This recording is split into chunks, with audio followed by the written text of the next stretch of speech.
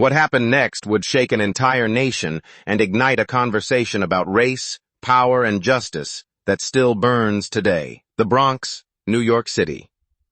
A young man named Amadou Diallo stepped out of his apartment building at 1157 Wheeler Avenue. He was 22 years old. He had dreams. He sold socks and videos on 14th Street to save money. He sent money back to his family in Guinea, West Africa. He was studying to go to college. That night, he was just standing outside his own front door, just breathing the cold winter air, just existing. 4 plainclothes officers from the New York City Street Crime Unit were patrolling the neighborhood. He was someone's son, someone's friend. He was a human being. Because when stories like this make the news, the humanity of the victim often gets buried under legal language and political debate.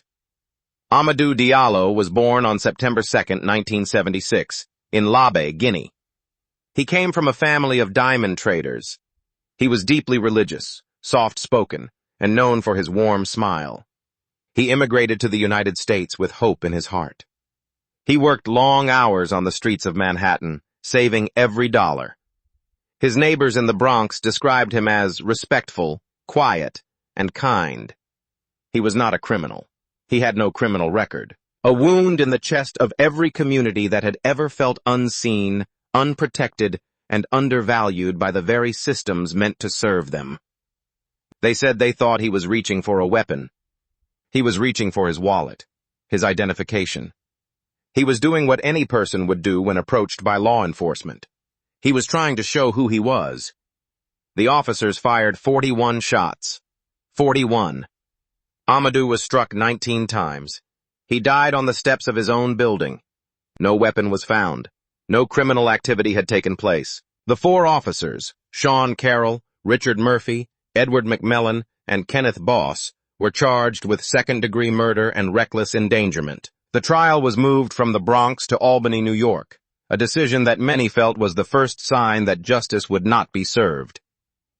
On February 25, 2000, all 4 officers were acquitted, not guilty on all counts. The courtroom fell silent. Outside, the pain was loud. Protests erupted across New York City. Artists, activists, and ordinary citizens poured into the streets. Bruce Springsteen wrote a song called American Skin, 41 Shots. The verdict sent a message that many communities had already heard too many times before.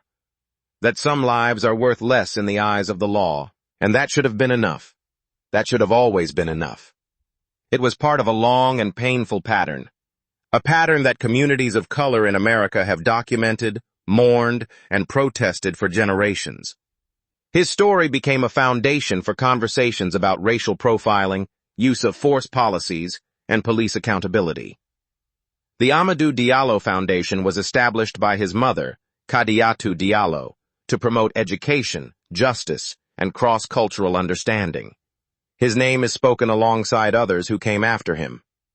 Trayvon Martin, Eric Garner, Breonna Taylor, George Floyd. Each name a reminder that the fight is not over. But Amadou's story also reminds us of something else.